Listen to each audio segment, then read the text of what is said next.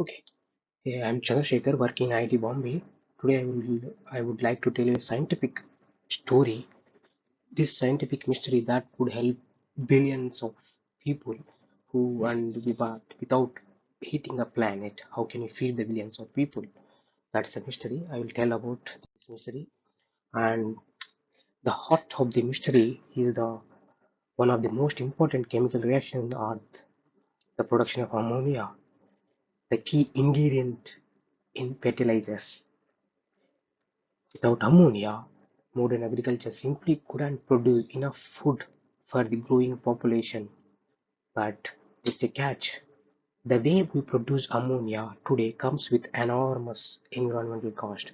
Modern ammonia production releases more than 300 million tons of carbon dioxide every year and consumes nearly 1% of the total world's energy. That's more carbon dioxide than some entire countries emit annually. The question is very simple. Can you produce ammonia in cleaner and more sustainable way? To answer that, let's first meet the process that has been feeding the world for a more than century, which is the Haber Bosch process. It is one of the greatest achievements in the industrial chemistry. However, it works by force, which is the one of the greatest achievements the industrial chemistry. However, it works by forcing nitrogen and hydrogen to react extremely high temperature and very high pressure pressure. It gets the job done, but it consumes an enormous amount of energy. But the same process which is done, the production of ammonia is done by the nature, where a nitrogen's enzyme will has say very high efficiency, but under ordinary conditions, room temperature and atmospheric pressure. Actually, by inspiring the nature, scientists who dreamed about similar things, and the dream is to perform exactly the same chemistry under org- under ordinary conditions, room temperature and atmospheric pressure, using an efficient molecular catalyst, much like nature does. This brings us our main character of our detective story. The scientists developed a molecular catalyst centered on iron atom. Iron was chosen because it is inexpensive and abundant, and remarkably, it is also a metal used by nature's own nitrogen fixing enzymes. Yes, everything suggested this catalyst should perform beautifully, but scientists tested it and something unexpected happened. It barely worked. Scientists measure the effectiveness of any catalyst by asking simple question: how many times it performed the reaction before it stopped working. This catalyst has managed three successful reactions daily. That means it has turnover number is three.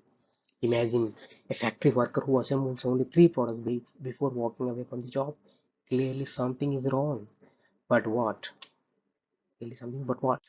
And traditional experiments couldn't answer this question because of the crucial events happen at the atomic scale and incredibly in short time interval, so that we turned into the supercomputers and quantum mechanics and artificial intelligence machine learning tool, the thing using advanced chemistry and simulations. We treated a virtual version of the catalyst and watched every atom during the reaction, how it moved.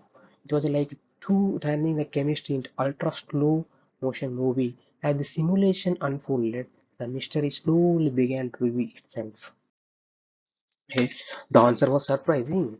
The catalyst, the answer was surprising. The catalyst, it has own bulky molecular arms, constantly moving around, creating a kind of dynamic shield around the iron center. Instead of helping the reaction, they physically block nitrogen molecule from reaching the active site. From reaching the active site, this catalyst had become its own bodyguard. Then came even then came bigger surprise that even uh, it's like breaking a key inside a lock. The catalyst was not inefficient. He was not inefficient, it actually being poisoned by its own working environment. The mystery has finally been solved. The catalyst had become its own bodyguard. But solving mystery was not only beginning. Now we ask even much more interesting, exciting question. And can you design a better catalyst? Catalyst instead of proposing two new catalysts and testing them. Let's examine first which has been synthesized but not tested efficiency towards production of ammonia, so that we went back to literature and seen which are catalyst can be performed by intuition, and we collect the data and we perform the quantum mechanics simulations, and we just by we calculate that turnover number, I mean efficiency of the catalyst towards ammonia production, and then by the thing by like we tested almost all the different metals, all trans and metals which have been synthesized and different ligands. And so we when you calculate the efficiency of the catalyst, we have been that titanium is the best metal out of all metal. This titanium electron structure almost is to interact nitrogen just the right way. It donates electrons to nitrogen very good, make better way. In other words, titanium represents perfect molecular handshake things. And further, by using structural descriptors only, can you predict the efficiency of the catalyst, even though we don't need to perform any experiments at quantum reconciliation, so that it's you can minimize the FA cost to whether quantum mechanics time, cost and time. We trained the machine using the data, we trained machine learning model, and we got very high accuracy. And this model is sure that only two descriptors, particularly metal carbon bond distances and the container organisms, are very important. And this model, also ML model, predicts the efficiency of the catalyst without relaying any experiments or quantum mechanics simulation, just the crystal structure we have. That's the thing. And the demo, ultimately, this research is not about uh, more than replacing one metal or another. It demonstrates a completely new way of discovering catalyst. By combining quantum chemistry and supercomputing artificial intelligence, we can now understand fails, why catalyst fails, and use that knowledge to design better ones far more efficiently than ever before. This approach has the potential to accelerate discovery, sustainable chemistry, clean energy, many other fields where catalysts play a very critical role. Finally, I will leave you one final thought. Today, artificial intelligence helped us to solve a mystery. Tomorrow, could AI design the new catalyst that make can be actually cleaner and general more sustainable? Perhaps that and identifying catalyst. Perhaps the next breakthrough won't come from talent. It may come from the teaching computers how chemistry really works. And if that happens, we aren't just solving scientific mysteries. We'll be helping build a more sustainable future for everyone. Thank you. And finally, the acknowledgement.